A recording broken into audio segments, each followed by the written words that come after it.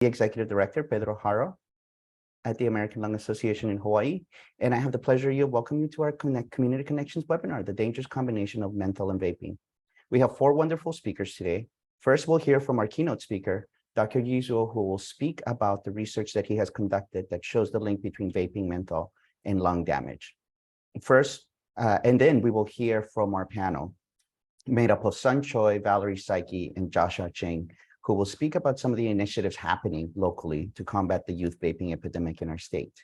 I'm going to add a few of the housekeeping measures as well. We will be, as Makamai mentioned, we will be recording this webinar for future viewing. So if you miss any portions, you can view it later. Dr. Zhu and the panel will have each their own Q&A portion, and questions will be taken at the end of each of their talks. If you would like to ask a question, please feel free to enter those questions in the section titled Q&A in the lower section of your Zoom screen. We are happy to use the technology of webinars so that people can attend from all corners of Hawaii and across the nation. However, it also means that many of our viewers will be watching this after this session is over. So please note that this webinar was live on January 10th, 2023. And finally, I'd like to remind everyone that whatever you hear today does not take place of you consulting your medical provider. If you have specific issues that are relevant to your health, please consult your primary care physician. We wanted to give a quick thank you to our local leadership board, which has supported the work of the Lung Association. These 13 individuals are the reason we are able to do our work here in Hawaii, and we'd like to thank each and every single one of them. As you mentioned, Aloha Care is a sponsor for the American Lung Association series. It was founded in 1994 by Hawaii Community Health Centers. Aloha Care is the 3rd largest health plan in Hawaii, providing healthcare coverage for Hawaii's Quest, Integration, and Medicare beneficiaries. Thank you to Aloha Care. And finally, today's webinar is being conducted in conjunction with the Hawaii Public Health Institute. Mahalo to Jessica, Makamai, all of the staff at Hi-Fi who have helped to make today's webinar possible. For those who are new to our work, let me tell you just a few words about the American Lung Association. Established nationally over 100 years ago, the American Lung Association has been in Hawaii since 1929 and continues to be the trusted champion of lung health. We have 4 strategic imperatives, which are to defeat lung cancer, champion clean air for all, create a tobacco-free future, and improve the quality of life for those with lung disease and their families. We accomplish these imperatives by engaging in education and advocacy that is rooted in research. You heard me earlier mention the term epidemic when referring to youth vaping rates in the state. In fact, the problem is larger than many even realize. While in 2018, 7% of adults in Hawaii use e-cigarettes and only 2% of adults in Hawaii use smokeless tobacco, nearly a third, or 30.6% of high school students in Hawaii use electronic vapor products on at least one day in the past 30 days. That qualifies them as a current e-vape user. If you were to look at youth who had ever tried e-cigarettes in their lifetime, the rate would be closer to 50% of all current high school students in the state. While Hawaii is not one of the worst states in the nation, the amount of youth vaping, the amount of youth using vaping products is far too large. The vaping flavor of choice for most youth is, of course, menthol, which can be found in a multitude of products combined with sweet flavors like pineapple orange, lily-colored passion, and other similar local flavors popular in juices and other youth-friendly products. That is why today's speaker and the research that he has conducted are incredibly important. Dr. Yizuo from the University of Hawaii John A. Burns School of Medicine has been conducting research on vaping menthol and the effect it has on lungs. Dr. Zuo earned his PhD from the University of Toronto. He was a Natural Sciences and Engineering Research Council postdoctorate fellow in the departments of biochemistry, obstetrics, gynecology at the Western University. He is currently a professor in the Department of Mechanical Engineering at the University of Hawaii at Mānoa and adjunct professor in the Department of Pediatrics at JABSOM. Professor Zuo's research focuses on biomedical engineering using therapies in environmental sciences and technology-related nanoparticle and aerosol inhalation. See, I'm even tripping over my own words, Dr. Zuo. That's how smart you are. Please help me welcome Dr. Zuo.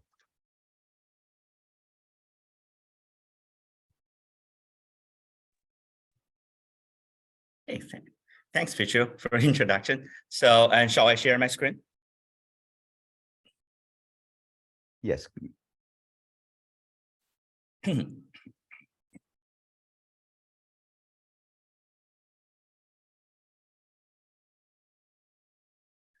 aloha. Good morning, everyone. And thank you, first of all, thank you, Pedro, for your introduction. And I want to thank American Lung Association for inviting me for this, to give me this wonderful opportunity to share our research with our local community.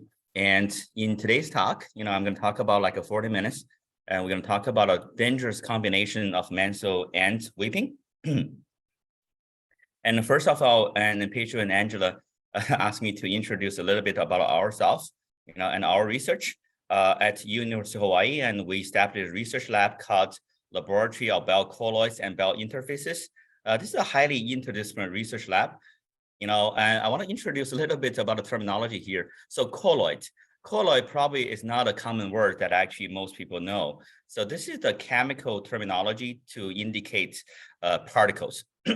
When we talk about colloid, we specifically talk about a particle in the size range between 1 nanometer to 1 micron. It covers a large range of small things from dust, PM 2.5, aerosol, virus, bacteria. So all fall into this range. So my research I established this research lab back to a few years ago when I started my job in University of Hawaiʻi. And specifically work on 3 parts of the research in my lab. My main focus is surface thermodynamics. So as my engineering discipline. So in this part of research, we focus on surfaces or interfaces. By surface or interface, we are actually talking about a region between 2 immiscible phases, which is the scientific terminology. As a matter of fact, here, the background picture, if you're from Hawaii, this is a beautiful Hanauma Bay. So when you look at the surface of the Hanauma Bay, the water surface is actually its interface, is our research subject.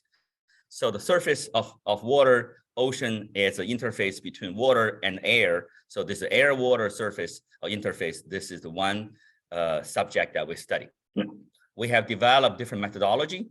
Both software and hardware allow us to do this kind of measurement, characterization in terms of thermodynamics measurements.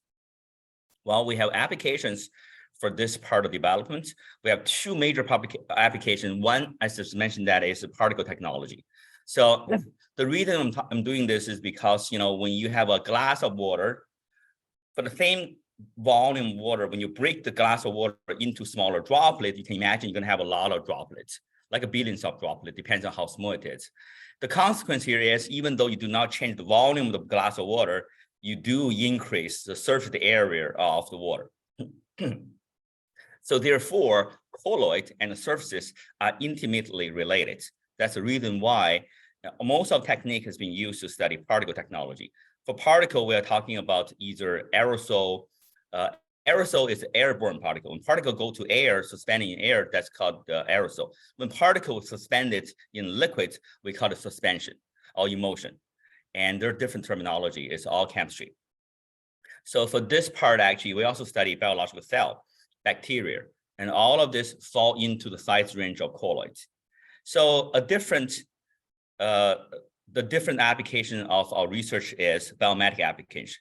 For this part of research, we mostly focus on a chemical called a lung surfactant, which is a biological fluid synthesized by type 2 epithelial cell. The main function of this is to stabilize the architecture of the lung by reducing surface tension. We're going to talk a lot about this in today's talk. And so finally, what I do is I correlate lung surfactant research and particle research. So to generate a new research field is called nano-bio interactions. So nano-bio interactions is we study when the nano-sized particle get into your lung, how this is going to affect your health. So one application of this is environmental science. Think about that, the volcano eruption, in a few days ago. So when the volcano erupts, it generates a lot of particles called a VOC. So when the VOC actually get into your lung, you will probably going to feel irritation, you cough, and this is actually part of a study that we have been working on, environmental science. On the other hand, if you actually were able to load the particle with drug, So we actually come up with some kind of new way of deliver drug to your lung for like to treat asthma, to treat lung diseases. So that's called pulmonary drug delivery. So that is why and we do this kind of research. Okay,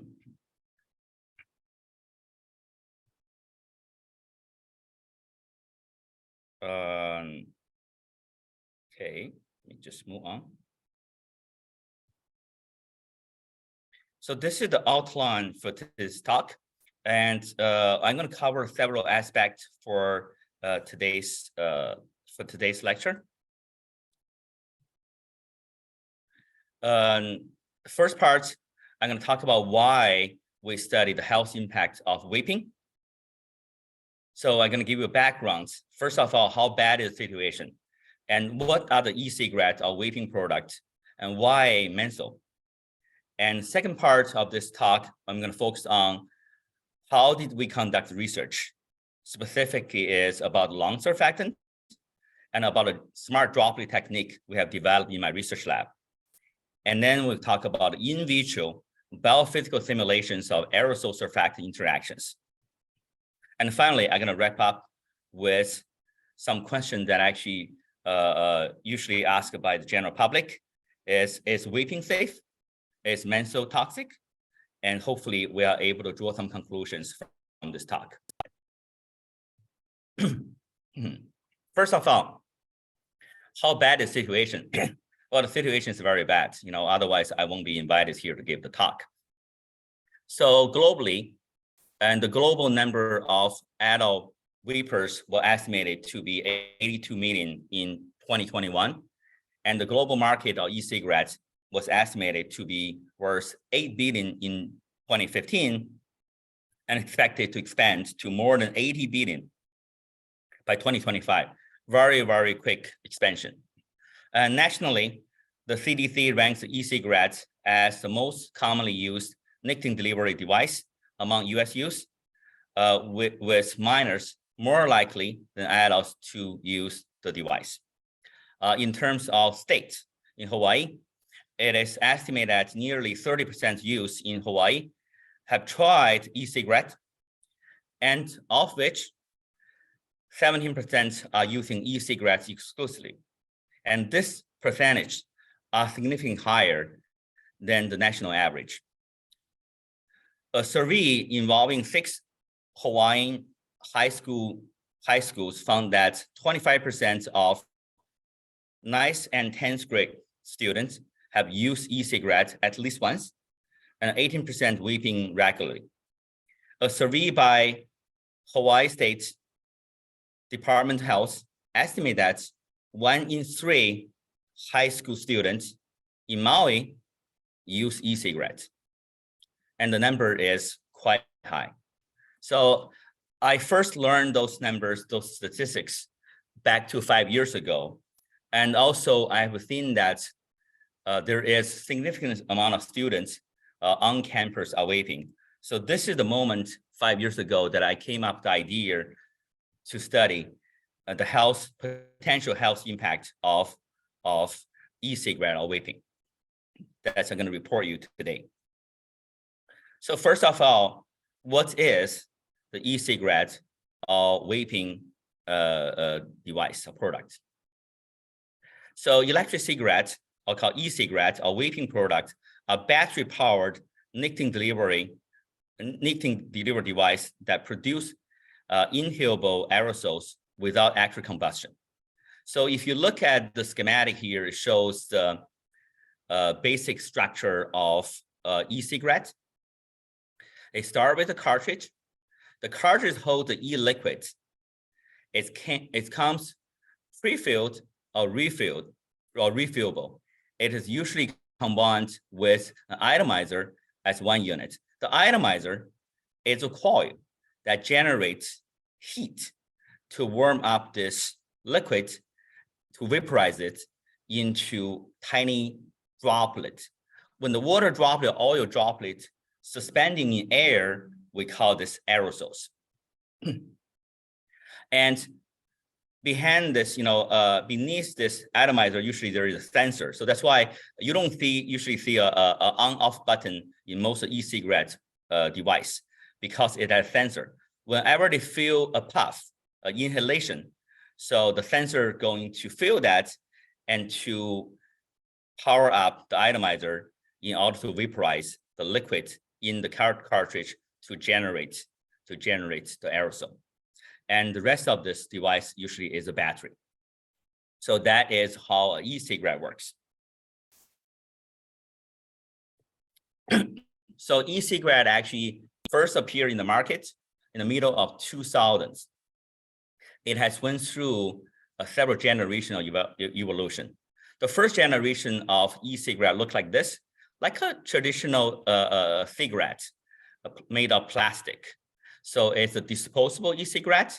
So when I look at this device, I don't really remember much. I think some early e-cigarettes device does look like this. This is really the worst, because not only it produces the e-cigarette vapor, but also generates a lot of plastic waste. So, most of the plastic waste end up in the ocean and downgraded into microplastic, nanoplastic, and going to further pollute our environment for hundreds of years. So this is really the worst device ever. So the second generation is the e-cigarette with pre-filled or refillable cartridge. And the third generation is the one that we have seen a lot right now. It's something we call a mod. It's modifiable e-cigarette device. It has a refillable tank. So one major feature of this third generation of e-cigarette device is it comes up with a sub-ohm tank. The sub-ohm tank contains a low resistance coil. It is designed to create a large cloud, which is aerosols, with a stronger delivery of heat of nicotine or other substances.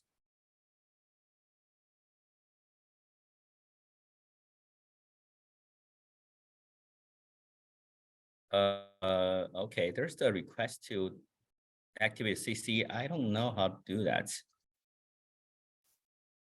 Patrio, shall I try to do that? Keep going. I'm figuring it out on the background. So folks, apologies for that. Appreciate your patience. Oh, right. You Trying to see control this. how to control it over here. Got it. So, well, there's a newer generation of e-cigarette device. It's called a pod mods. So the major difference between the new generation compared to previous generation is they don't use the freestanding nicotine. So instead, they use nicotine salts. So nicotine salts actually has a much lower pH compared to free-based nicotine. So this way, it allows particularly high levels of nicotine to be inhaled more easily and with less irritation to throat than free-based nicotine. So basically, as you can see here, the idea is to design the device as much as possible to deliver as a higher possible nicotine as possible, and also to attract as many users as possible. So the central part of this e-cigarette device is the e-liquid. It's a liquid filled in the cartridge. So here I showed the diagram for the two different e-liquid. One is a regular e-liquid, another one is cannabis e-liquid. You can consider the first one to be a legal e-liquid that you can buy from any vaping store. And the second one is more like an illegal because it contains THC and CBD. So for today's talk, I'm mostly going to focus on the regular e-liquid. It's a legal one that you are able to purchase from any vaping store.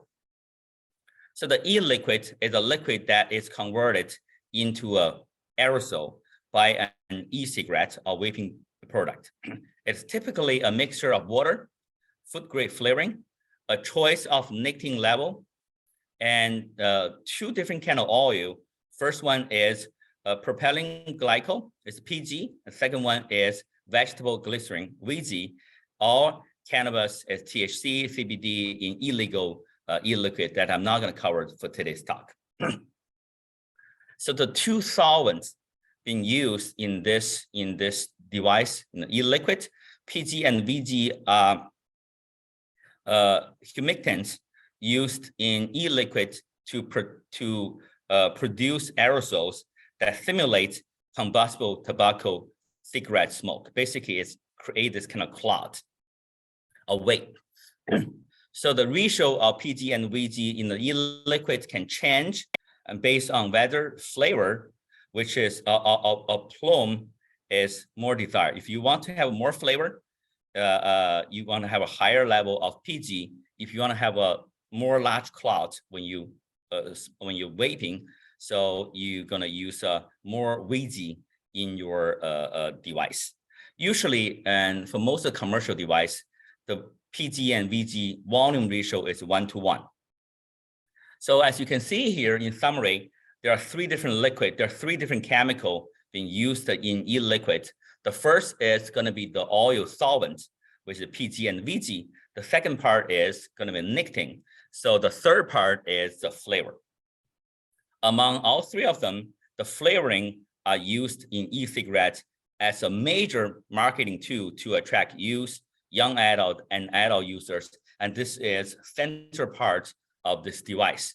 So here, actually, I'm going to challenge the audience and to think about it, how many flavors or e-cigarette flavors are available on the market. Can you name it? Can you count it?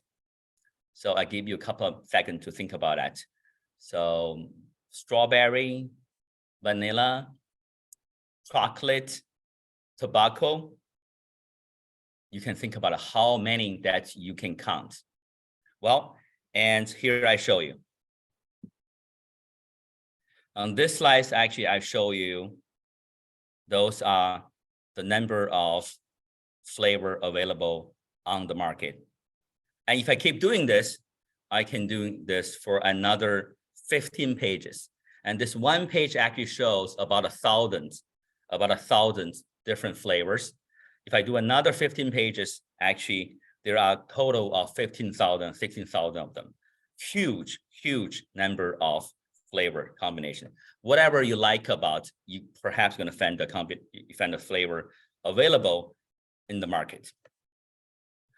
Actually, research shows that as of 2018, there were more than 15,000 different e-cigarette flavor blends. And this 15,000 e-cigarette flavor blends belong to 13 main different categories.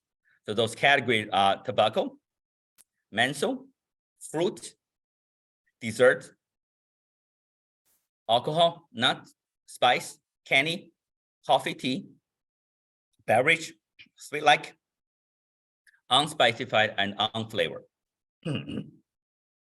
And each of these flavors is made of combination of various flavoring chemicals. It's usually not a single chemical. So, and it's usually made of various flavoring chemicals at various concentrations with a total of flavor chemical in the concentration range of 1 to 4 weight percent, which is 10 to 40 milligram per ml of the e-liquid. So this slide listed the top 25 chemical most frequently added to e-cigarette product as a flavor. As you can see here, the most commonly used flavoring chemical is vanillin. The vanillin has been used for a sweet, creamy, for this kind of taste of e-cigarette. The second place is isomaltol. Isomaltol has been used for sweet, fruit-like, and cotton candy. The third one is acylbutyrate.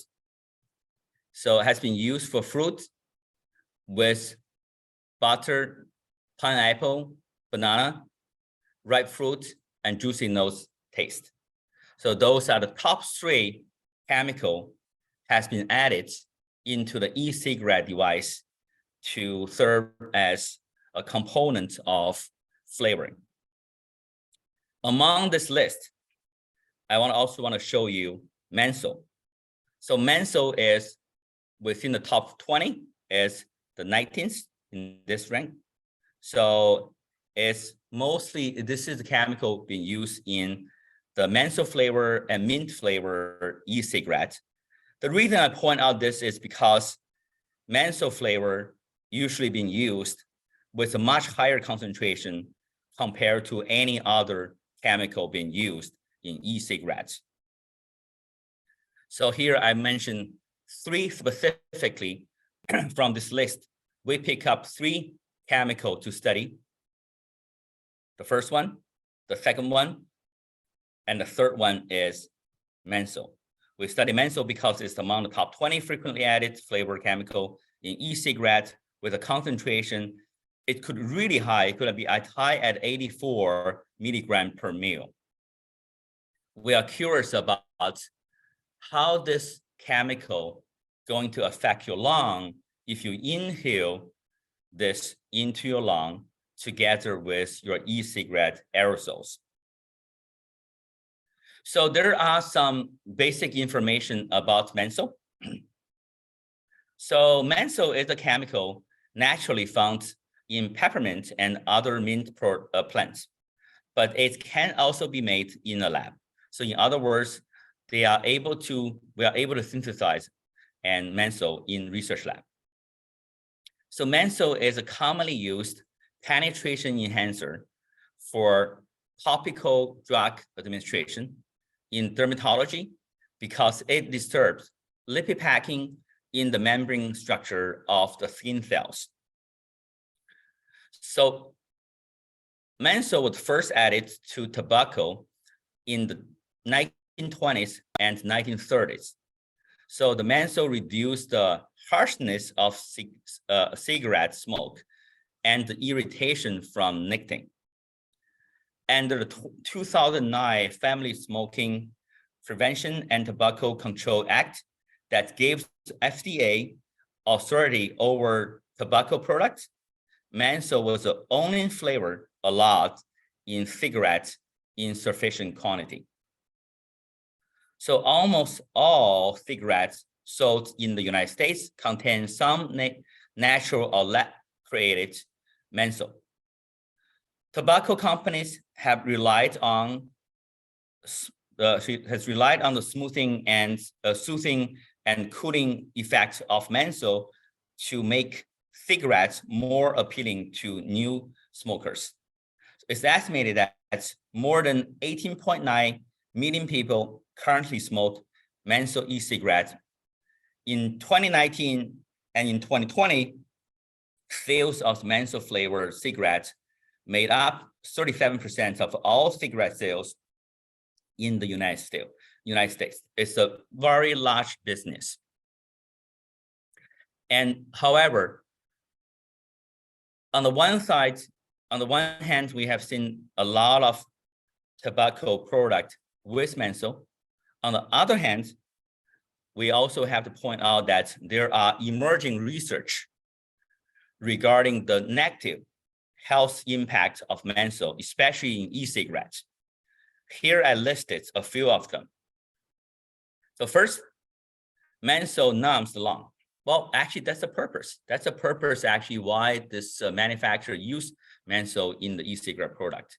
So the menthol reduced the perceived airway irritation and harshness produced by inhalation of high concentration of nicotine.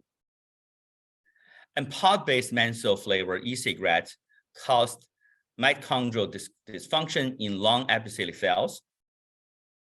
And some fairly new research, I listed the year of the research, and some fairly new research shows that acute exposure to menthol containing e-cigarette aerosols adversely affected human bronchial epithelia in a manner that could lead to respiratory disease. And finally, we found that actually menthol flavored e-cigarette inhibits the biophysical function of lung surfactant. This is the paper we published last year, and this is also going to be the topic that I'm going to put a lot of emphasis on in the next part of this presentation. So the second part of this talk, I'm going to talk about specifically about our research. I'm going to focus on lung surfactants, smart droplet technique we have developed, and also the in vitro biophysical simulation of aerosol surfactants interactions. Well, this research will be based on, mostly based on the research paper we published last year in American Journal of Physiology Lung. So the title of the paper is Menthol in Electric Cigarettes Cause Biophysical Inhibition of Pulmonary Surfactants. So this paper, after published in September, this has been selected as an APS Select paper, which is one of the highest honor for American Physiology Society.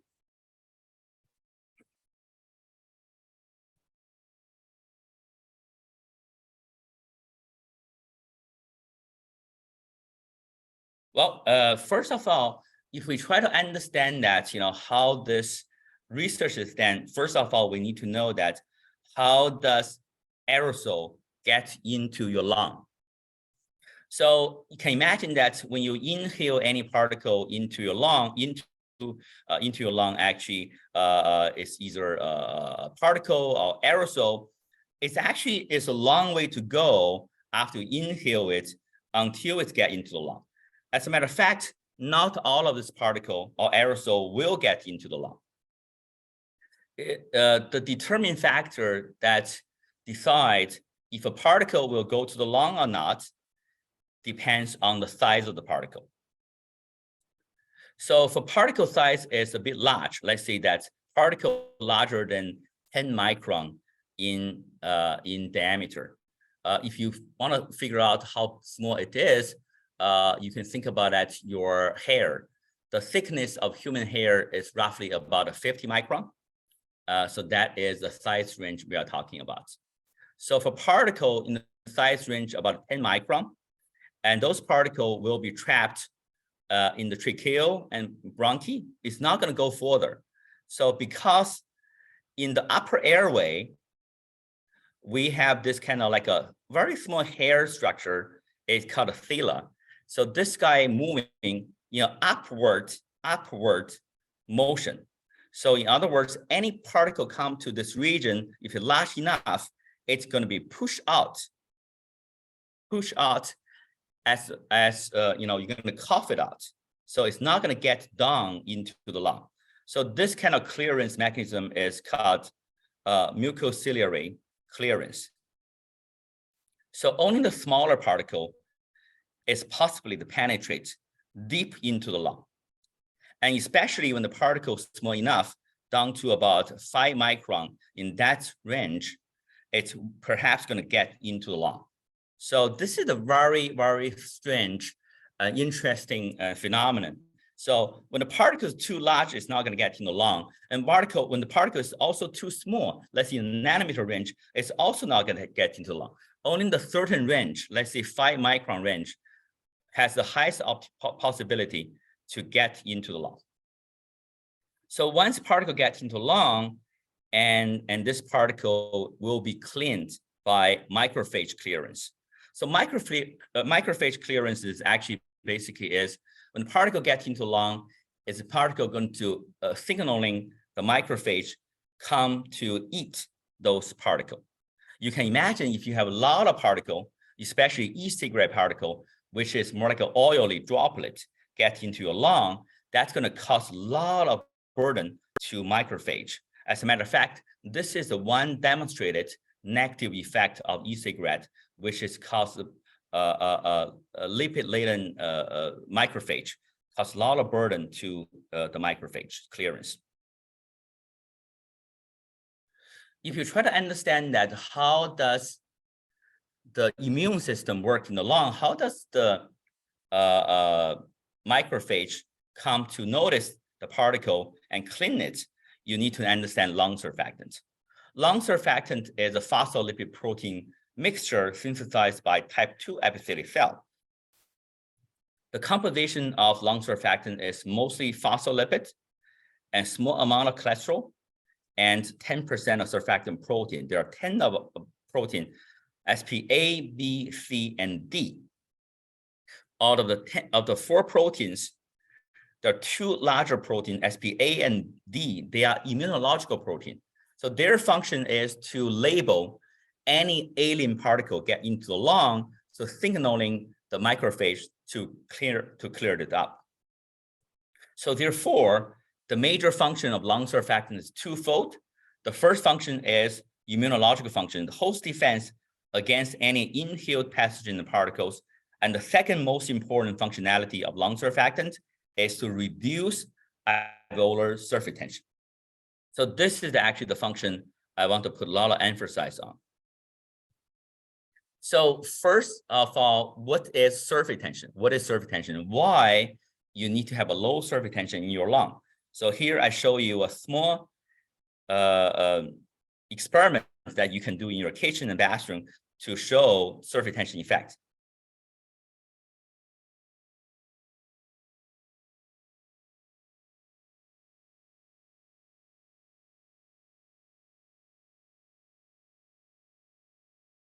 So basically what you're doing here is you pick up a soap film. This water is a soap water with soap and detergent in there. As you can see here, once you pick up the film, it's automatically shrink to the shape of a meniscus. If you want to stretch it, you're gonna have to put force in it. As long as you release the force, the film go back to the minimum surface area. I'll show you one more time.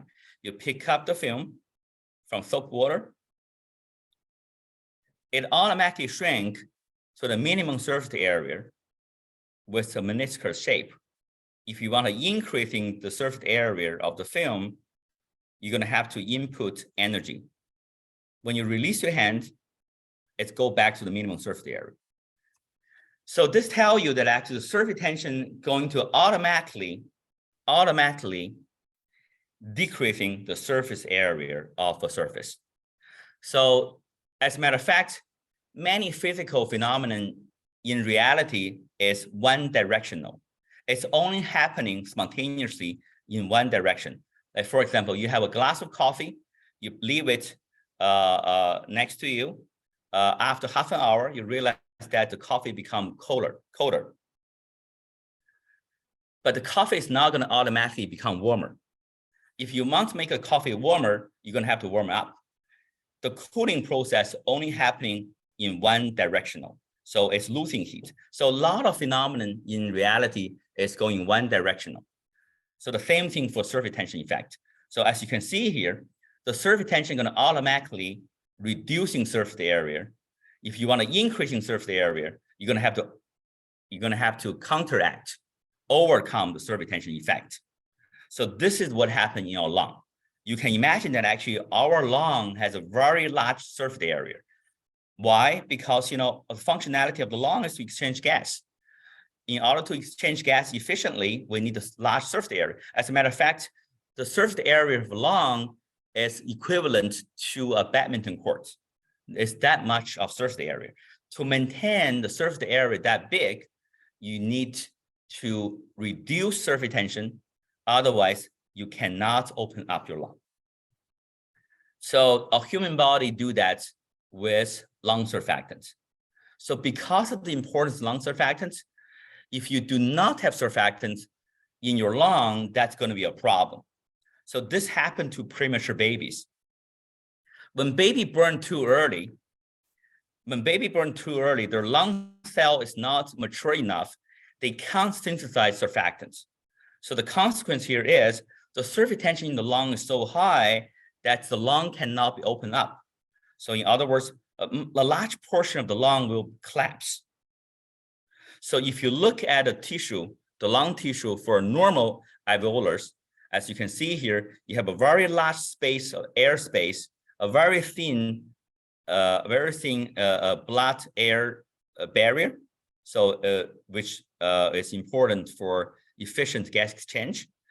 However, for premature animal, if you look at lung tissue, you have a very limited airspace and much thicker barrier for gas exchange between the air and capillary blood. So in that case, the baby born too early, they don't have surfactant enough, they cannot open up their lung so that they won't be able to brace.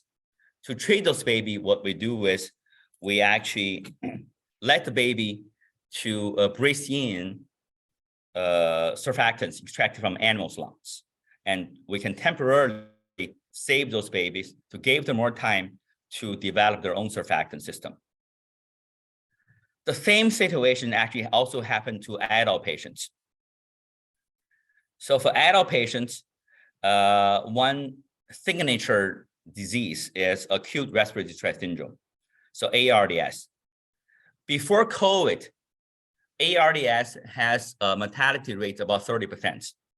After COVID, because most of the COVID patients at a very severe stage, they all develop ARDS. So the mortality rate of ARDS has significantly increased. So what's happening here is the SARS-CoV-2 virus can get into the lung alveolar region. And the ACE2 receptor is highly expressed on type 2 epithelial cell. So as you can see here, the type 2 epithelial cell and the SARS-CoV-2 virus going to band with each other, start cause infection to the lung. And the lung gonna fill with edema. It's like a water, a liquid. So that causes a lot of inflammation. So that is how this COVID-related ARDS has been developed. And in this case, the surfactants also going to be inactivated, inhibited, so that this patient cannot brace easily.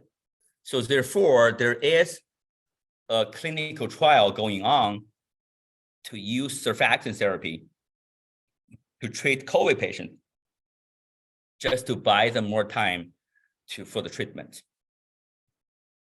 So speaking of that, surfactants is very important. If the surfactant does not function, you cannot brace. So therefore, we came up with the hypothesis for a new alternative method to predict acute lung toxicity. When I say new alternative method, this is the terminology have been used for FDA. So means alternative to animal test.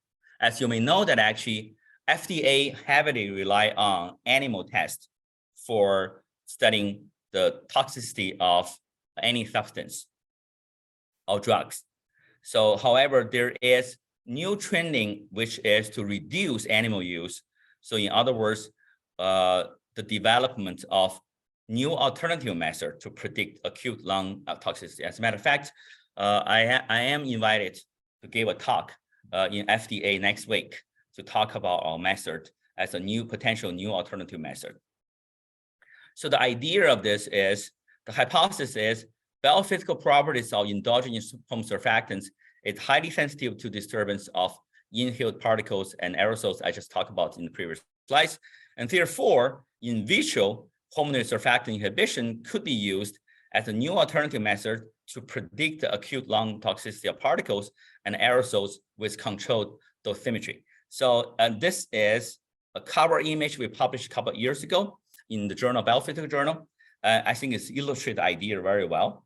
And so this is actually, one half of this picture shows single alveolars, which is the bubble in your lung. And the other half of this is our droplet technique. What we are doing here is we're using a droplet technique to simulate the surfactant film at the air-water surface.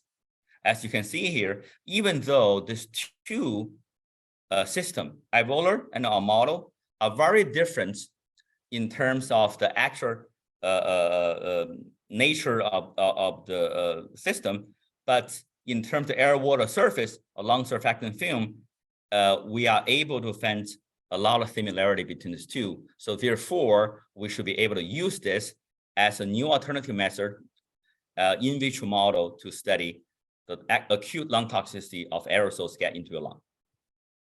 So this is the hardware we have been developed in my research lab called constraint drop surfactometry.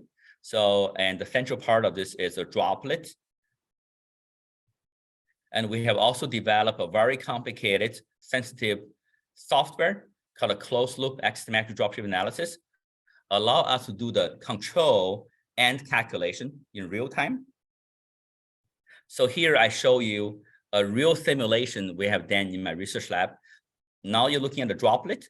The droplets look like a black color is because you're looking at the shadow of the droplet. That actually is a water droplet. The water droplet with the surfactant extracted from cow's lung.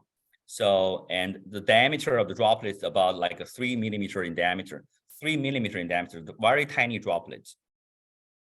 What we are doing here is we are oscillating the droplet. We withdraw water from the droplet.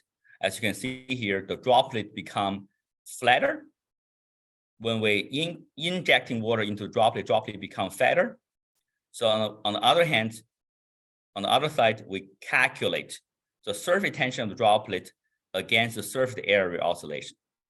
The fact that actually the droplet become flatter, that actually means that you have a very low surface tension.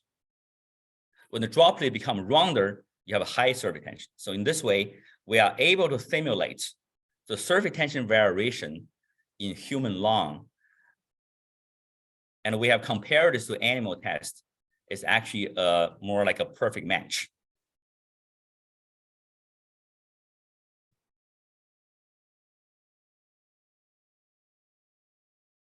So this shows the device that actually been used for study the aerosol effect. So we correlate the CDS technique together with the e-cigarette generator. So we generate e-cigarette with a certain component composition that we want to study, and we deliver the drug, deliver the aerosol into the chamber with a controlled concentration, and we study how this is going to affect your lung. So specific for e-cigarette device, we use a modifiable device, MOD, which is third generation of e-cigarette device. And we have a coil resistance of 0.016 ohm, power 60 watt, temperature is less than 300 degrees. For the puff profile, we also try to simulate the real puff inhalation on people vaping. So the puff duration is 3 seconds. Time break between puffs is 25 seconds. Aerosol generated per puff is 10 milligram. So aerosol density per puff is 25 microgram per cubic centimeter. So all of this is a simulation of real inhalation, of real vaping. So the chemical we use, the lung surfactants we use is a surfactant extract from cow's lung, the bovine lipid extract surfactants. The composition is very similar to human. So specifically for e-cigarette, we use a recombinant e-liquid. In other words, we separate the different components of e-liquid and we recombine it so that, which allowed us to study the effect of each individual component in the e-liquid. The first component is a solvent. It's a 50-50 combination of PG and VG. And nicotine, which put this in 6 milligram per ml. And we studied 3 different flavors: menthol, azomaltol, and azobutyrate. So the 3 commonly used chemical for e-cigarette flavor. So here I show the results. The results is quite a massive, but I don't want to go to the detail. I just want to show you some highlights of this research. This figure shows surface tension against different components. As I mentioned before, higher surface tension is bad. So this black color is natural surfactant without any aerosol. So as you can see here, it's a very low surface tension. So when you're putting in the different components of e-cigarette aerosol, the surface tension keeps increasing, which indicating that's how bad it is. As you can see here, for all the different combinations we have been studied, you always have the highest surface tension, the red color, indicated by red color.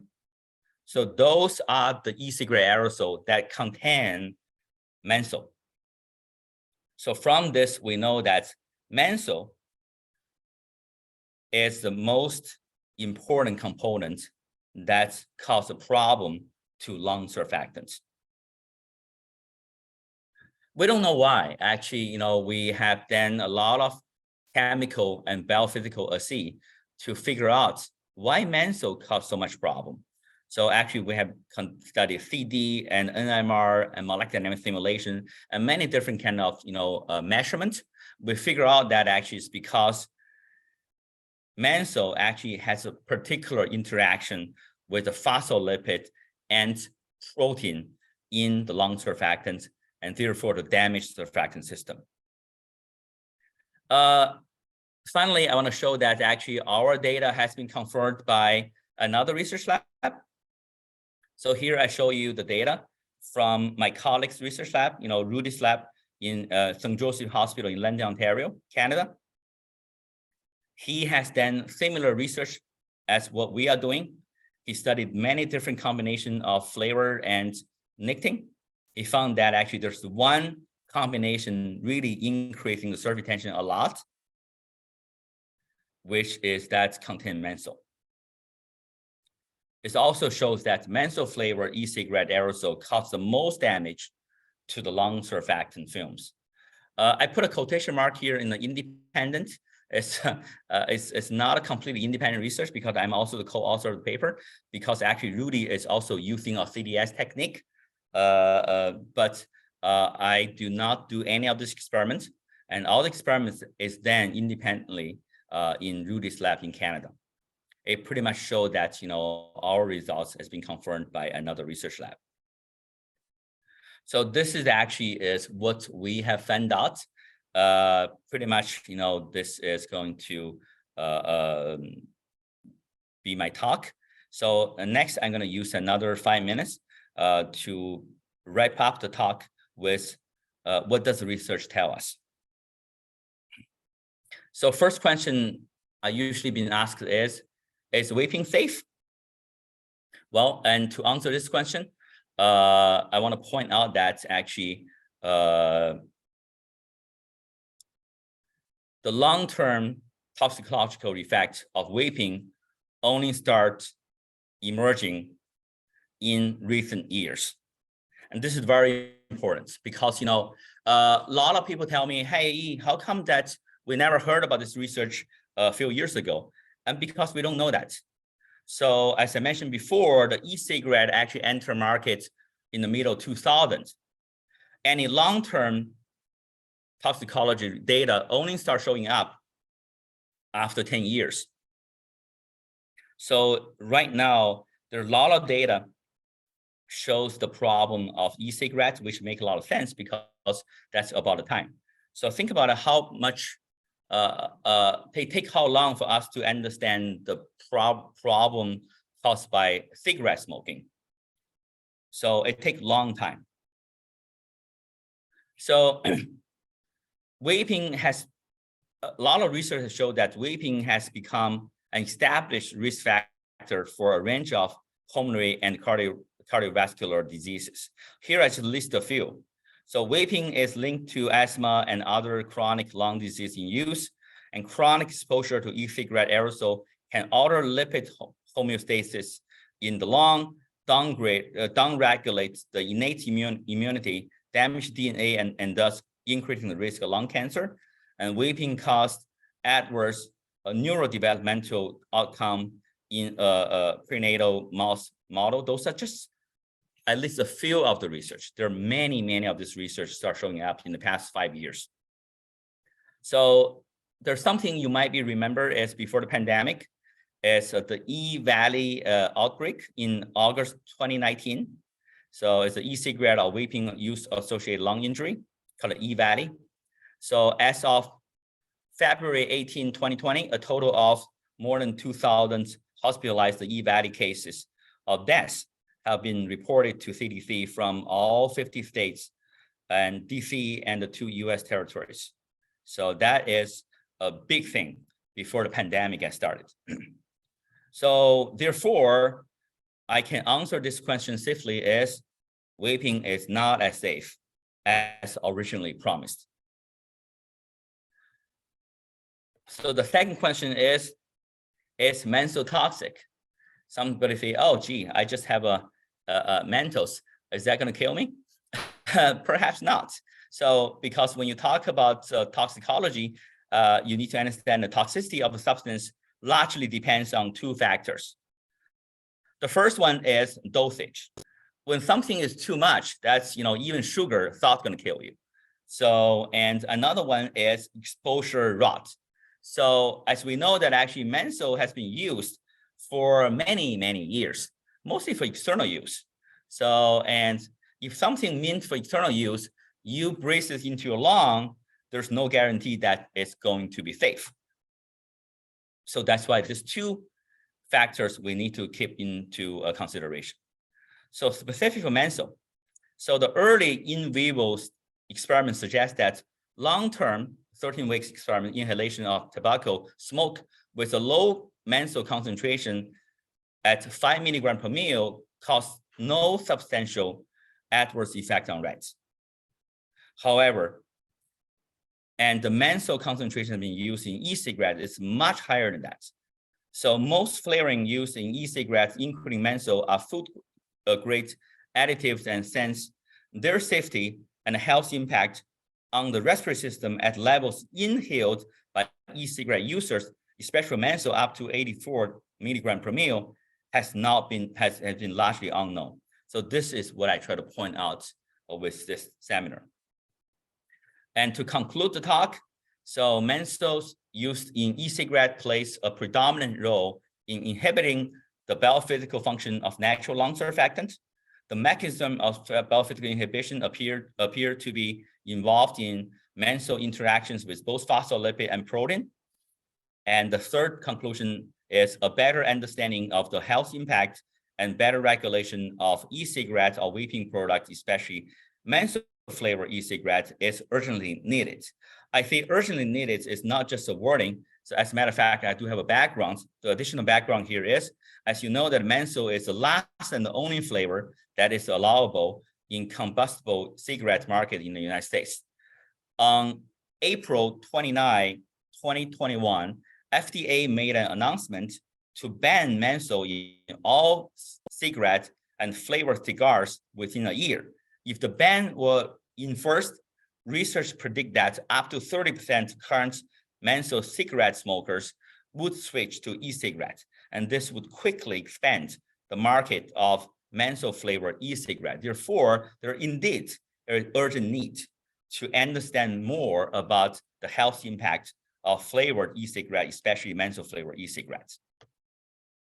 So I want to thank my students who work on this research, and also my collaborator, Eleanor and Ray, and in chemistry departments.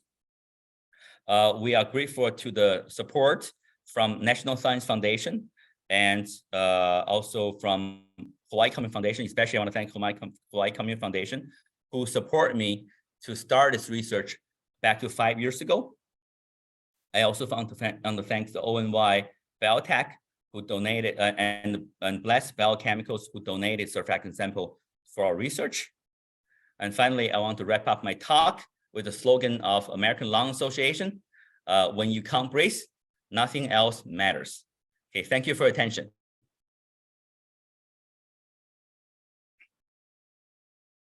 Thank you so much, Dr. Zhou. I feel a lot smarter. And I mean that honestly. We have a few questions that have come in, but I wanted to ask you this. When I was, I remember being back in the, early 2010s, 2012, 2013, when these e-cigarettes were sort of being developed, and it was originally thought to be the possibility of it being something that could help people quit smoking. That was the original, thought when they were being worked on in Europe. Obviously, that's not the route that these products have gone, and they're not recommended now for people who are trying to quit smoking.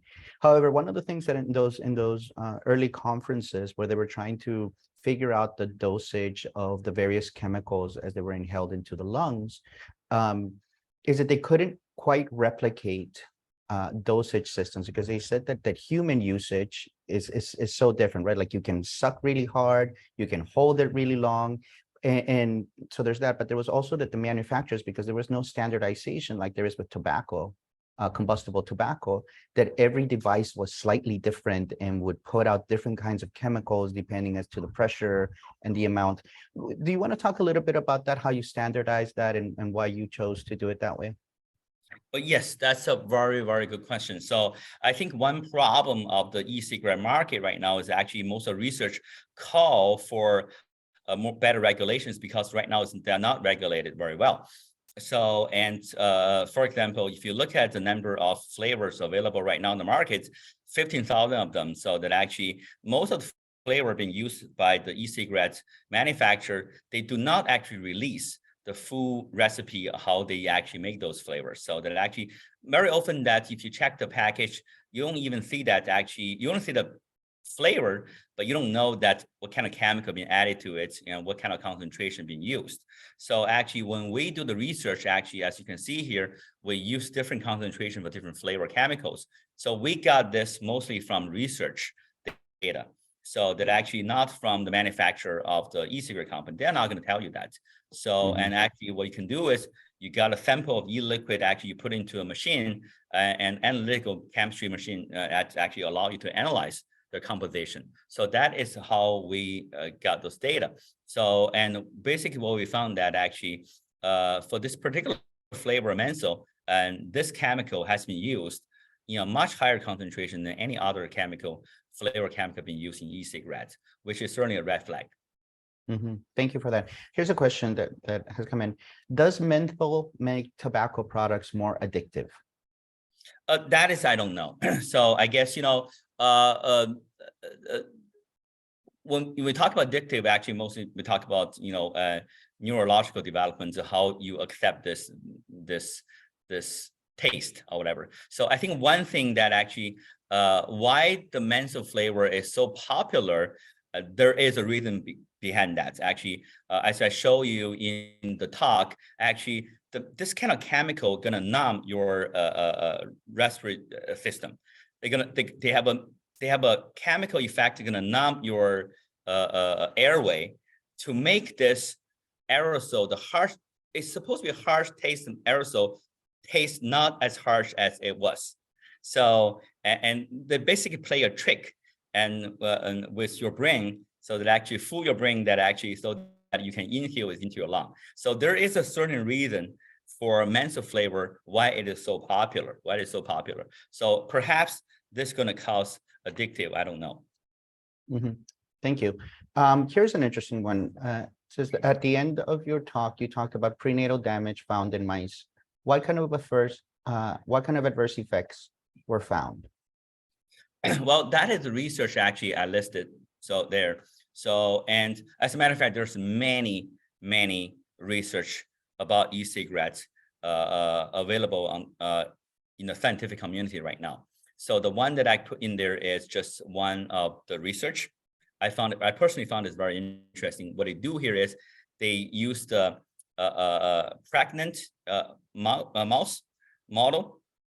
So to let the mouse actually inhale the aerosol, e-cigarette aerosol. And then they study that how this e-cigarette aerosol going to affect the newborns of this the mouse. So that actually found that there is some kind of neurodevelopmental problem being passed to the baby, to the newborn of the mouse. Well, and that's really remarkable. I mean, we hear this time and time again as to how this is a safer alternative and how you're not inhaling as many chemicals. So this actually next question is actually really important to that. What do you think that the long-term studies may find in regards to menthol and surfactant damage in the future? Yeah, like, that's what are the things that I think they're still. That's another very good question. So actually, when I gave similar talk last year in a local conference, you were also there. So that actually the e-cigarette conference, we have another fellow ask a similar question. So first of all, I won't be able to answer it because our research to simulate acute inhalation. So that actually we simulate that actually one-time deal. So for one time you inhale a large amount of aerosol get into your lung, how this is going to affect your surfactants. So for long-term effect, our experiments won't be able to predict the long-term effect. However, from research point of view, so I can, just briefly just predict that, if your surfactant system keep damaged like this on daily basis for many years, I would say that actually this in the long term is not going to be good for you. That's for sure. So, and whether this is going to develop into a lung cancer or respiratory distress, I don't know, but certainly, and damaging for the phospholipid protein is quite obvious. Mm-hmm. Thank you. And I think that also it's very telling what you had, that last research that showed that for people who use menthol in combustible cigarettes, that they're likely to turn to e-vape and use, the same amount of or continue to use tobacco in that matter if menthol is banned. So I'll end with this question, which I think is a provocative question. Let's see if you want to talk about it. Why do you think that menthol hasn't been banned yet, considering the amount of evidence that there is about the damage that it can do to human health? Well, I can answer the question from the point of view of a regular individual of this country. So not based on research, because I'm not doing research on social science. I'm not doing research on economy. So I think the reason is very obvious. And it's a huge business. It's a huge business. So, and if you look at my introduction slides, I talk about the inconvenience truth about menthol. So if you look at that, how huge the market right now with the menthol flavor cigarette and cigar, and it's a huge business. And as a matter of fact, nearly 100% of cigarette products in the United States contain a certain level of menthol. Mm-hmm. It just more or less, they all contain a certain level of menthol. So the menthol, they play the trick. When the menthol is actually get into your lung together with the tobacco, we talk about a traditional combustion tobacco, with the tobacco particle is get into the lung. This kind of particle, you don't want this kind of particle get into the lung. Your body doesn't like it. Maybe you like it, but your body doesn't like it because it's irritating. So that actually, when you have menthol, this chemical in it, it actually numb your airway, so that actually your body feel more accessible to this kind of particle. So this really make this smoking much easier. I think that is. Well, and I was gonna ask you about this. There's this last question that came in from our Don Wiseman, who's our friend at the American Heart Association, that is sort of in relation to this. It says the tobacco industry documents show that the industry used cocoa as an additive to cigarettes because when cocoa is burned, it acts as a bronchodilator and allows for deeper inhalation of nicotine into the lungs. Does cocoa, when heated in e-cigarettes, have a similar effect, and is it being used similarly in e-cigarettes? Obviously, you're not doing research on this, but would like to get your opinions. That's interesting. It's good to know. I don't know that before, but it sounds like it makes a lot of sense because and there are several things that actually can help the particle get into your lung. So that actually dilation is actually certainly one important factor. So that actually if you can temporarily dilate your airway to make this particle more accessible, that's of course is easier to get the particle down into the lung. And also, once the particle gets into the lung, the good thing about this is actually the nicotine going to get into your blood quicker.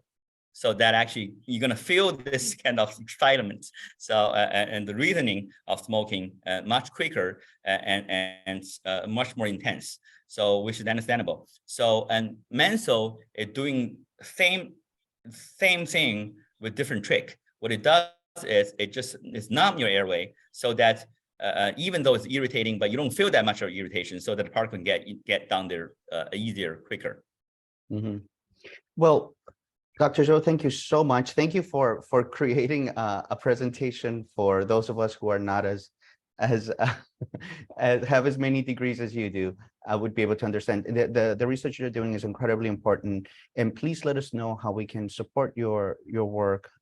Please thank all of your collaborators, your students, because this is really incredible work that I think will be able to aid our quest here in Hawaii and across the nation. So thank you so much for being with us today. Thank you so much for your interest. Thank you so much for your support of our research.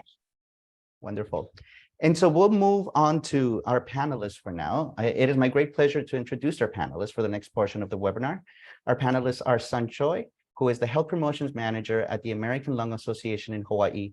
Over the last several years, Sun has had the opportunity to dive into the world of tobacco control and lung health.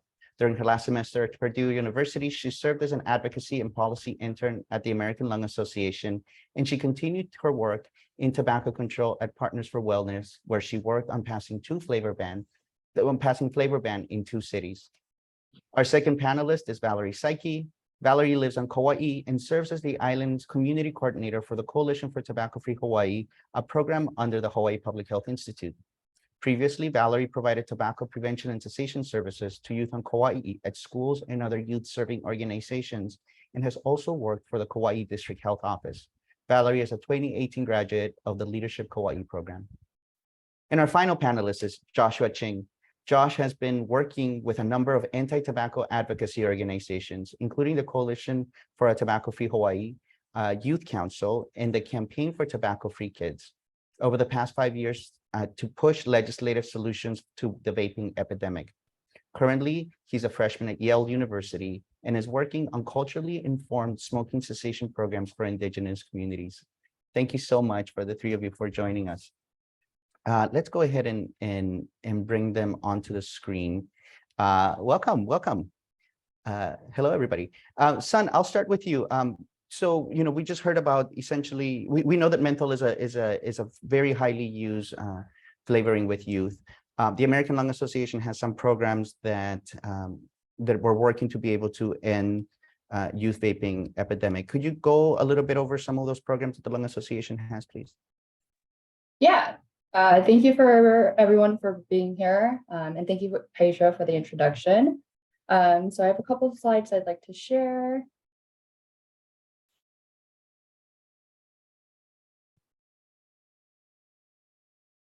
And just as a reminder to our participants, if you have questions for any of our panelists, you can enter it into the Q&A on the section below on your Zoom.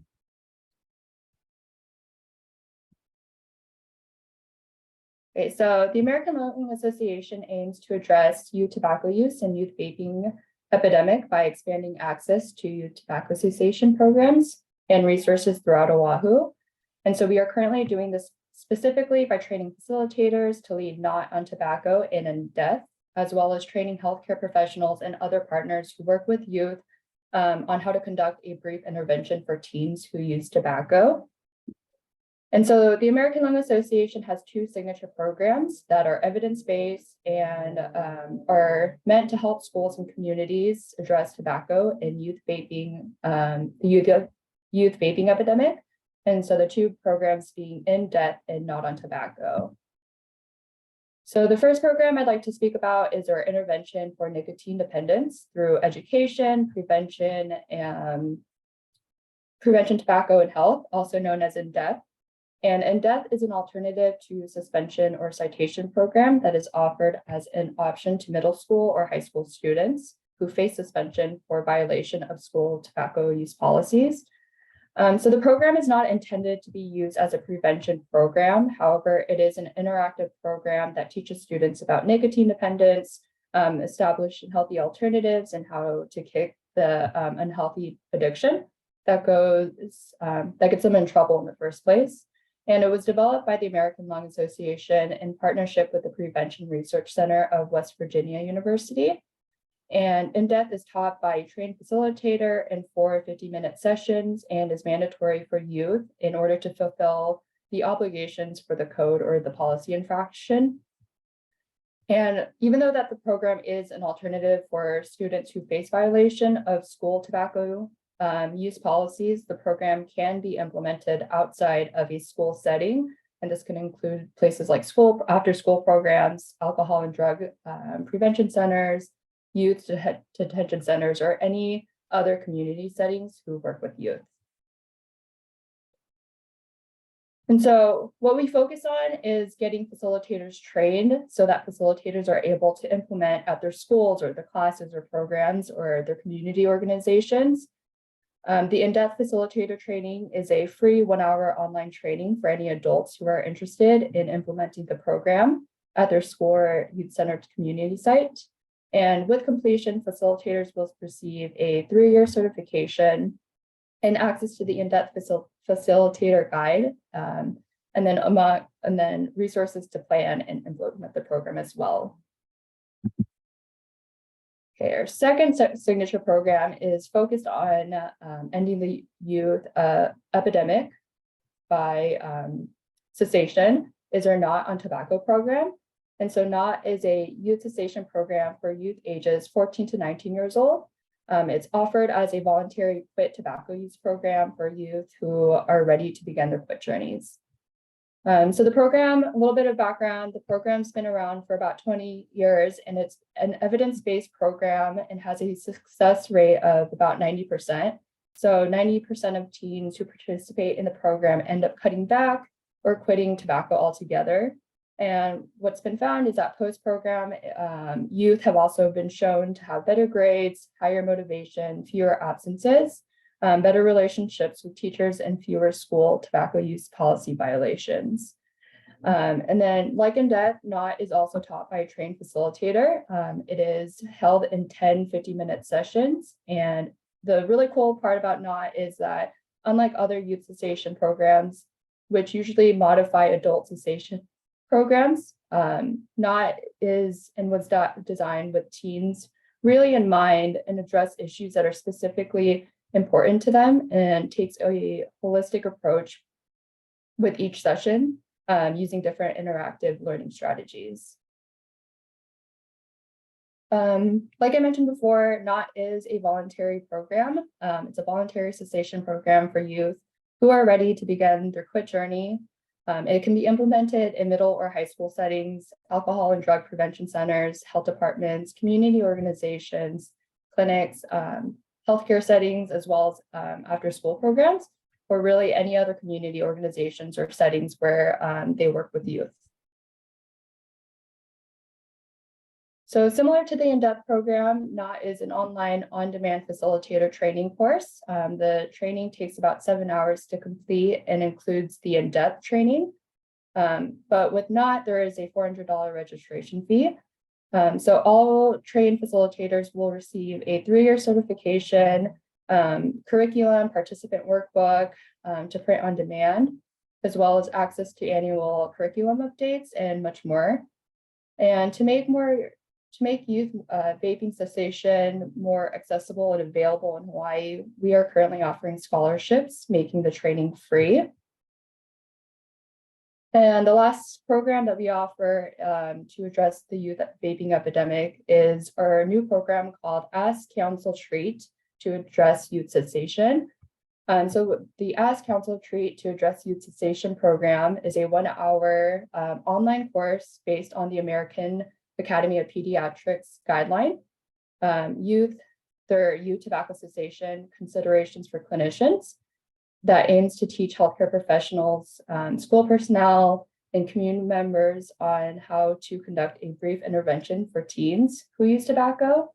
And the course outlines the steps of ask, counsel, treat, and provides guidance, support, and best practices for having an effective conversation with youth ages 11 and up who use tobacco products, including e-cigarettes.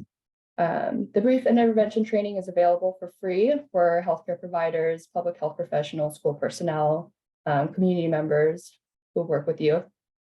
And then the last thing I wanted to mention was that although not all the programs are strictly cessation programs, the American Lung Association takes a holistic approach in ending the youth epidemic. So by offering resources to not only schools, but also community organizations, healthcare professionals, and to anyone who works with youth, and then also getting more adults trained and to become facilitators in these programs, especially sustainable programs, it helps youth quit by helping youth become more exposed to the facts of quitting, and can ultimately help them feel more empowered to take the first steps to being tobacco-free.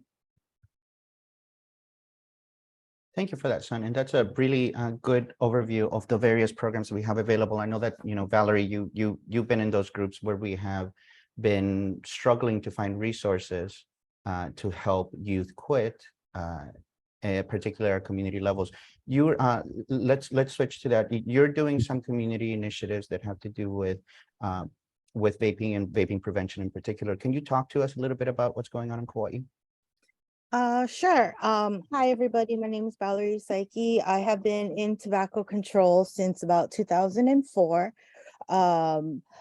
I have been in various roles. So my current role does not provide any cessation support. However, I do provide trainings in the communities in regards to assisting other people.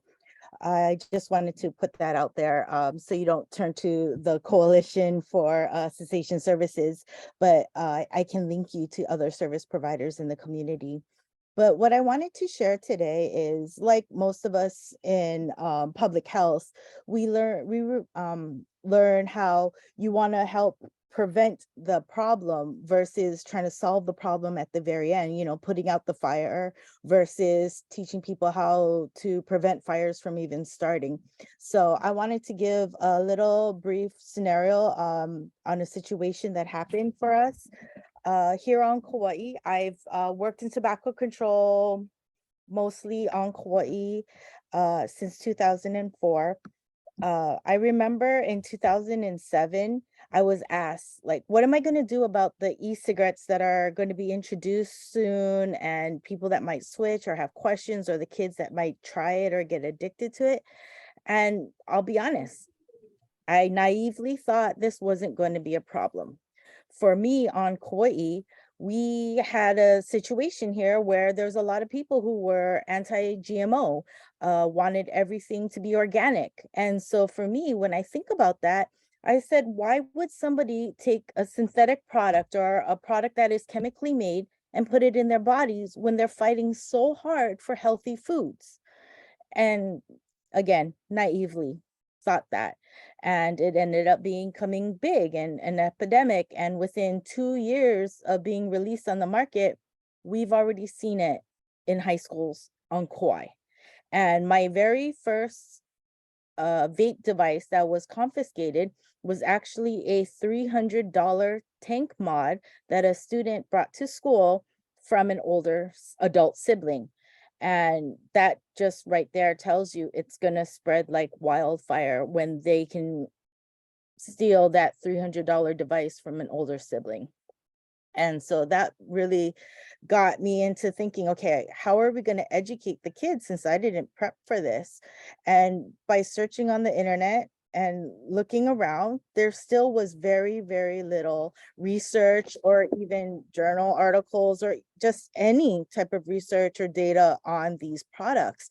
And it wasn't necessarily until like 2011 when we started seeing research that was being put out with similar findings that I could say, okay, this is what we know about this product. A lot of times when I was teaching earlier for high school students that had questions, I had to turn to my only resource, my actual friends who were vaping. How do you feel when you vape? What does it feel like when you inhale? How does the nicotine high work for you? Do you feel like you vape as much as you smoke cigarettes? How was the transition to changing the product versus the cigarettes? And that's where most of my information came. So, I had a disclaimer, but this is all the information I had from actual users. And so it was really hard. So basically it was like, we're chasing the solution on how to put out the fire before we could even consider going back to prevention. And for me, I don't necessarily want to ban the product because that's not going to help people in the end. I want people to learn about the dangers of this product so that they know that this is something that they don't want to do. They don't want to put in their body, because if they can choose that route for them to say no in their late teens, early 20s, even early 30s, it's going to be a lot more powerful and strong. So to me, prevention is the key. We need to educate students prior to being introduced to these products, which for some students is kindergarten. I've had first graders who were caught with the product on campus because they have siblings or parents who use it and they just want to bring it to school to show their friends. And because they can easily take it, put it in their bag, parents don't know, siblings don't know, grandparents don't know, they can easily bring it to school, and that's where they get in trouble for it. So again, like I said, to me, prevention is going to be key here, because once they introduce the product into their bodies, and to be honest, did you die? That mentality is going to be like, well, I tried it once and I didn't get cancer. I didn't go into cardiac arrest. I didn't have breathing problems. They're going to continue to use the product. But what they need to understand is it's not something that shows up fast with their symptoms. And it could be as little as 2 weeks. It could be as long as 2 years.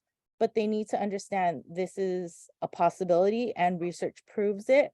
And they cannot live with the "it's not going to happen to me" mentality. Mhm.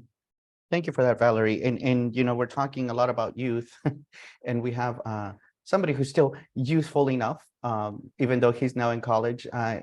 Josh, am I remembering this correctly? You were last year's the National Advocate of the Year for the Campaign for Tobacco-Free Kids. Yeah, congratulations.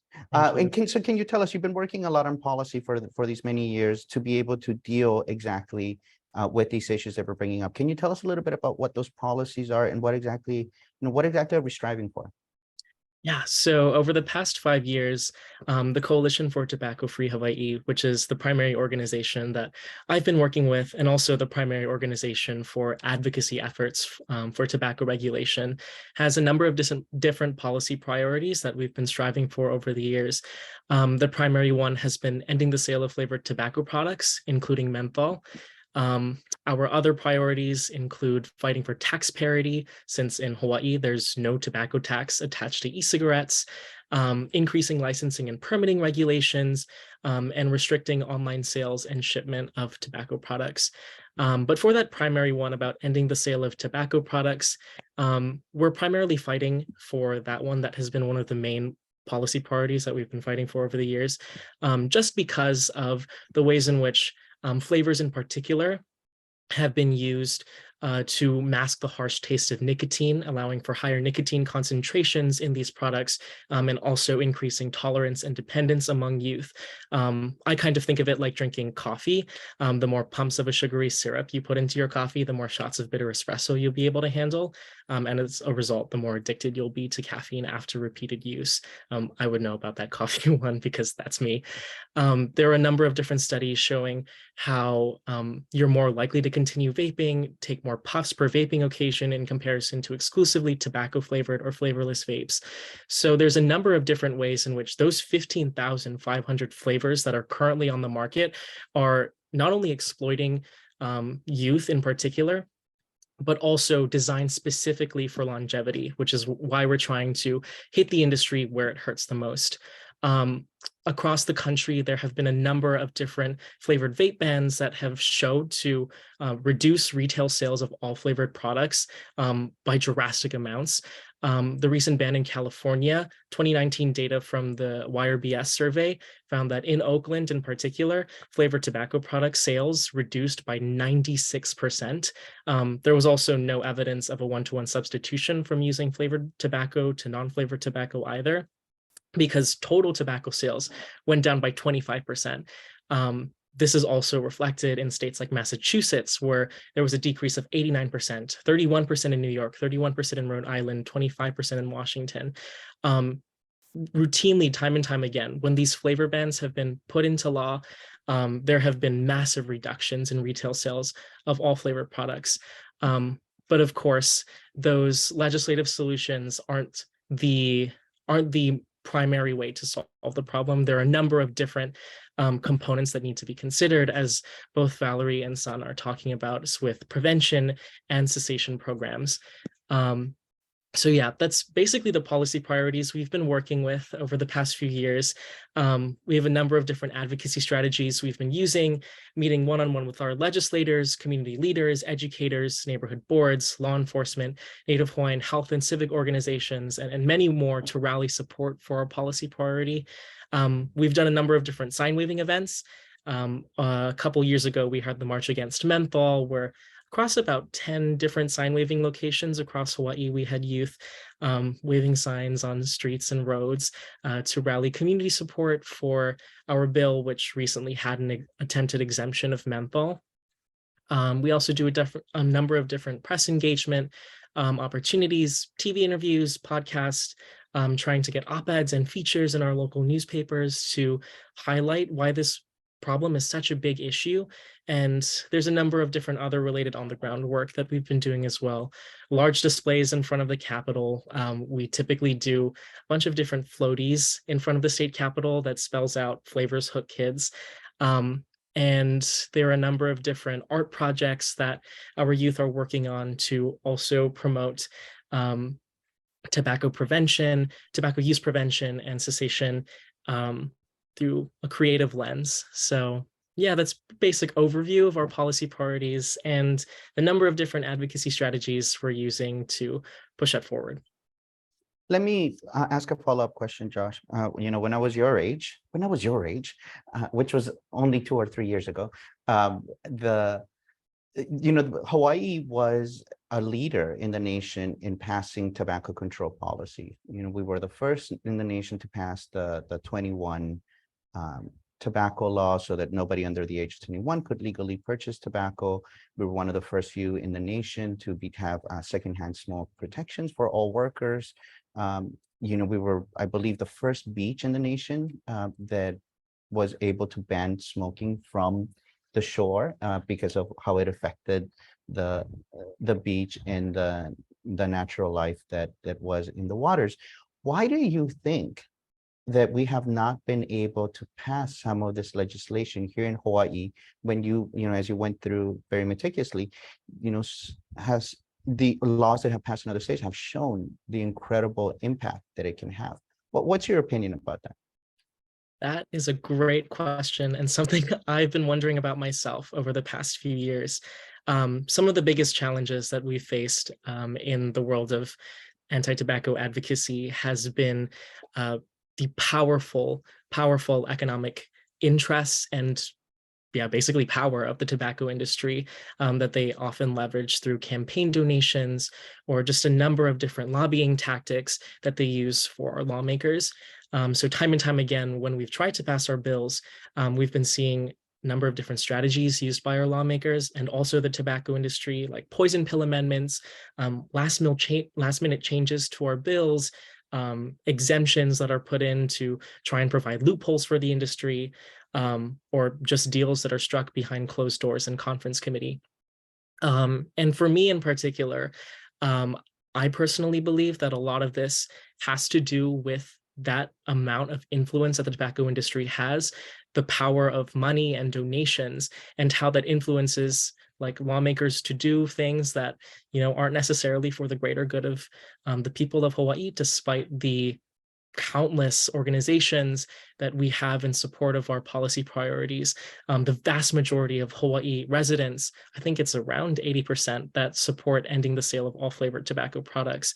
There are just a number of different political and economic factors that unfortunately get tangled up into our advocacy work. But for me in particular, I personally believe that because it's so hard, because it's such an uphill battle, it means that we are doing the right thing and combating one of the most powerful political forces in the American sphere today. And, I think we're doing some pretty good work regardless of, all of the challenges that come in our way. Definitely are. I mean, we must be doing something right if there's so many forces that are working against it. Valerie, let me ask you this. You talked a little bit about how you were working in tobacco control before. I remember being in that same field, that we were sort of watching to see how vaping was going to take off. And then it really just took off like wildfire, as you mentioned, with the youth population. Why do you think that is? What do you think is the appeal, other than the physical addiction that obviously happens with nicotine? What do you think was the appeal, back then, now, as you've been working through all of these years on this issue? Well, majority of it, as we all know, is the unknown, right? Um, Adults didn't know what it was. You can get away with it, and it was the cool thing. And I do want to put it out there that social norms has a lot to do with a lot of how our culture responds to certain products. And so I'm sorry with the noise. But what I wanted to point out is when I go in and I do my presentations, I make sure it's age appropriate. So usually from 7th grade and older, I ask the question once I get into my introduction on tobacco and various products. I ask them, which sexually transmitted infection would you prefer, syphilis or gonorrhea? And the reason why is because at 6th grade or early 7th grade, they are in that chapter where they learn this is something they don't want. They don't want to experience. And you don't have to have it in order to know you don't want it. Therefore, I want to transition that thought where everyone screams neither to which is healthier, cigarettes or vaping. And they scream neither. Because right now, every single student that I ask that question to, they will choose either cigarettes or vaping as being healthier, but they don't realize that you cannot compare two unhealthy products to each other and tell me which one's better for you. And so I think it's the social belief to know that, is this a safer product or are they just both unhealthy and we should choose not to do it, and to understand the multiple various ways to protect ourselves from them, either by not doing it ourselves, limit the exposure to secondhand smoke, secondhand vape, the same things that we teach in sex education.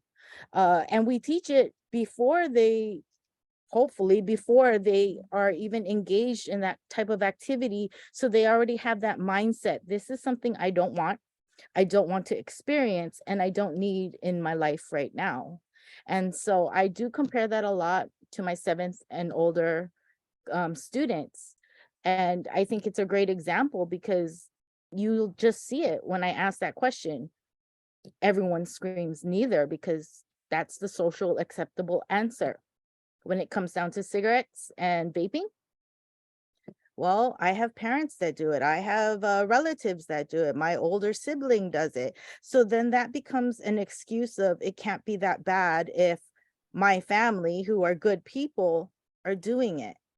And so that's the kind of education that I wanted to put out there in order to create that prevention. Because to me, even a teen who might even still be addicted, or who might be addicted to cigarettes by the number of the milligram content of nicotine that they consume each day, I still think they're in the trial phase. They're experimenting. Cessation is helpful, but it's still a part of prevention with the education that they're getting, because they're still in that gray area of, do I want to continue to use this product? And why am I using this product versus I need this product to function today, which to me is an adult classification of an adult addiction. Yeah, and I think that that's a really great point, because one of the things that, as we're investing our dollars in prevention and cessation for both youth and adults, that getting a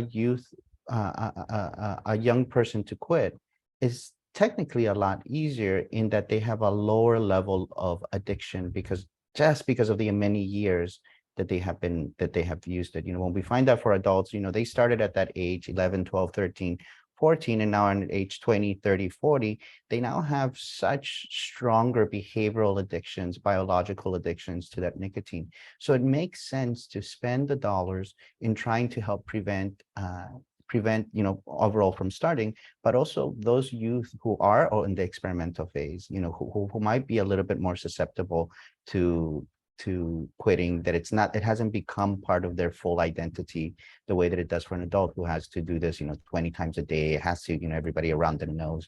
So you're right, Valerie. I think that that's a really good investment of dollars, is working on youth prevention and cessation. So and Sun, one of those aspects of working within the communities and working on prevention are the parents. And we get a lot of questions about, well, what can I do as a parent? I don't know what to do. They're getting them for their friends or these things. Are there any resources that we can provide for parents? Yeah, definitely. But before I share that, Valerie, I think that analogy of going into schools and using well, do you want syphilis or gonorrhea is such a powerful analogy, because I think a lot of the times when people kind of view vaping or e-cigarettes as like healthier, they know it might be risky, but with the word healthy still being attached to it, I feel like it just doesn't make the same impact as what you're using. So I just want to say that's a very powerful analogy. But yes, in terms of for parents, we have something called the Vape Talk, and it's a conversation guide for parents, and it provides them with a simple roadmap to addressing the dangers of vaping and with their kids. And so, as we know, youth vaping rates have dramatically increased. And even though a growing number of youth are vaping, a lot of the times most parents don't think or believe that their kids are using e-cigarettes. And so because many parents assume that their kids are unaffected or not engaging, or not engaging with their teens about the dangers that they face, parents oftentimes don't have proactive conversations with their kids about the dangers and the health effects and the risks. And so what the Vape Talk does is that parents are first able to really get the facts for themselves and learn what vaping is, its dangers, and what's behind the epidemic. And then the Vaping Conversation Guide helps parents maintain an open line of communication with their kids from the dangers of vaping and nicotine dependence.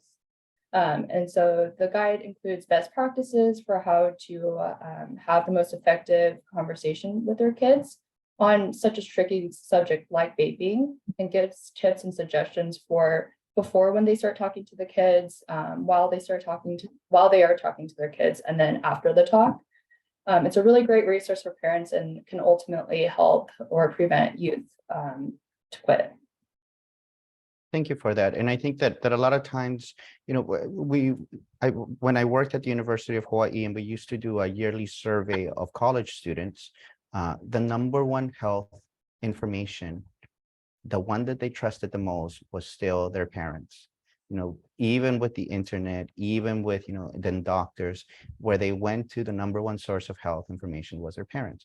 And so, but unfortunately, both this happens with parents and doctors as well, that they say, well, they don't listen to me, they don't follow my advice. And sure, that they're not going to follow probably people's advice to the letter, but we do have to trust that children, young adults are listening to their parents, and also listening, as Valerie mentioned, in the social norms and what are the behaviors that are being taken up. I think what we know is that about 60% of children who grow up in tobacco using households are likely to start tobacco themselves. So if you want to have a great prevention mechanism for your children, is don't use tobacco, for parents to not use tobacco. So Josh, I'll turn it back to you. So tell me a little bit about the specifics around the tax. Why do we need to, what's going on with the tax? Why do we need to tax e-cigarettes more, or can you explain to me a little bit about that? Yeah, so essentially what we're trying to do with the taxation part of our policy priority is address the fact that there's no tobacco tax attached to e-cigarettes. Our bill would tax electronic smoking devices and e-liquid, which includes the e-juice, as well as products with e-liquid pre-filled cartridges or pod-based products. Taxing tobacco products and cigarettes is a proven strategy to reduce youth initiation and encourage those who smoke or use tobacco products to quit. The proposed tax would be the same as other tobacco products, which is 70% of the wholesale price. Retail price of some e-liquids is offered as low as 99 cents per bottle.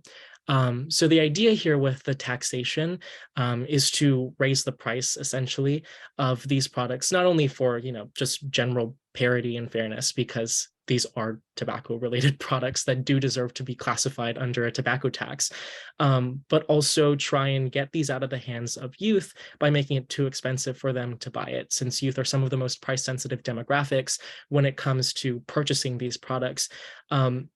They're also seen as one of the most equitable strategies to reduce just smoking across the board, just in the way that they are able to get them out of the hands of most of the demographics that the tobacco industry tends to target, which is low-income communities. That tobacco tax revenue generated will also help to be funded towards tobacco prevention and control programs, as we were talking about a little earlier, which complement and strengthen the effect of these tobacco policies in reducing smoking rates. So yeah, that's kind of a general overview of what we're fighting for in terms of taxation. Yeah, thank you. And I think that that's it's a little bit more of a wonky kind of a point, right? But what we know is that for every dollar that is increased, that at least for combustible tobacco, what we know is that for every dollar that you raise a tobacco tax, it amounts to 1% less usage in the population. So that's an incredible amount of those response. We know that taxes work. And unfortunately for Hawaii, we have never been able to bring that parity that we have with tobacco taxes and vaping products, which is an incredibly important aspect. You know, and Valerie, you know, you're talking about the social norms that there are. I mean, do you see it as cheaper to be able to use vaping than it is to use combustible tobacco? Like, is it easier for youth to be able to access vaping products? Well, I don't know if this is a youth perspective, but for me, when I talk to adults my age, you light a cigarette, you finish the cigarette. When you have a vape device, you can take a puff, you can go back to work, you can go back to what you were doing. Or for the youth, a lot of them share. I had a student who told me he goes through 5 cartridges a day. That's like 10 packs of cigarettes. No adult I know can have time to puff on 10 packs of cigarettes. However, once we break it down and we start asking questions, we learned he went through 5 cartridges a day because they share. And I think that's what it is, you know, if you don't have the money, you ask, can I borrow a drag or whatnot, or a puff, or whatever their slang term is. Or you can chip in and say, here's $2, here's $2, here's $2. And that one person can just buy the cartridge, refill, restock, or get the e-juice, and then they share. To me, I think that's just where a lot of the ease comes from, is it's so easy to share this product. And being that the cost is a lot cheaper than other types of dangerous products out there, like alcohol or meth or cocaine or even marijuana, that pulling together or pooling their money, that's not hard. And being able to do an activity with a friend, it kind of balances in your brain of, do I want to be socially accepted in this circle of friends, or do I want to be the outcast who says no? So do I eat my lunch that my mom gave me money for, or do I save it for after school and jump in this pool with my friends? And so what I also wanted to add before with the question about addiction is, yes, nicotine is addictive. We know that, science proves it. But that urge inside of a youth's mind of that social pressure of fitting in, it diminishes a lot of our inhibitions, because that is what's the priority while that prefrontal lobe of the brain is developing. What is your priority? Do you want to fit in? Do you want to be recognized as part of this group? And is that important to you? Or is your health important, where a lot of times, I'm sorry, but youth do feel like, I'm going to quit before that happens to me. Mm-hmm. And And that's the prevention part that we need to really push, that it's not as easy as you think.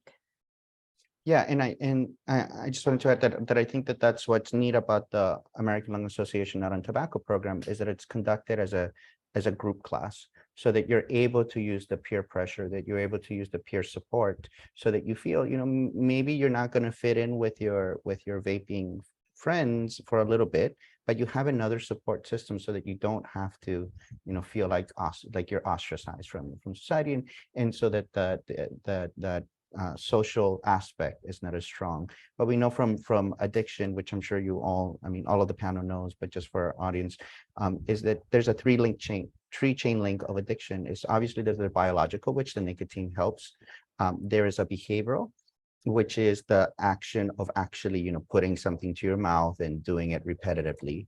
And then there's the social aspect. And each three of those aspects are incredibly important to maintaining an addiction.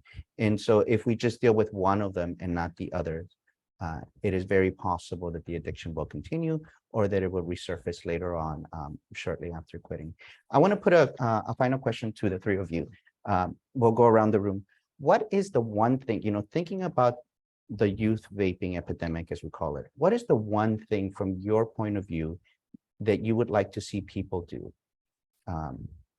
What is the one takeaway that you would like people to take away that includes an action that they can take? Sun, I'll start with you.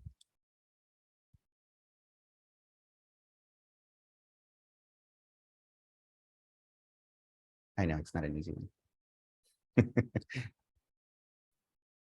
I would say if I had to pick one, if I had to pick one, I think I would say that getting more resources out there in every aspect of the community, whether it's school, healthcare system, or anything, the more resources that are out there and the more people are looking for those resources and asking for those resources, the more it'll kind of help and empower youth to take the steps to quitting. Yeah. Sounds good to me. Valerie?